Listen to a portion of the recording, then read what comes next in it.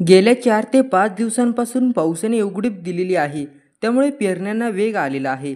मात्र कोकण मराठवाड्यात तुरळक ठिकाणी हलक्या ते मध्यम स्वरूपाचा पाऊस बरसत आहे.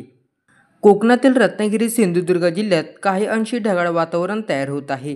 त्यामुळे तुरळक ठिकाणी जोरदार पाऊस पडत आहे. इतर भागात ऊन असल्याने पेरणीसाठी शेतात शेतकऱ्यांची लगबग सुरू झालेली आहे. विदर्भात बुलढाणा, वाशिम, यवतमाळ जिल्ह्यात पावसाच्या अधिकाधिक सरी बरसल्या.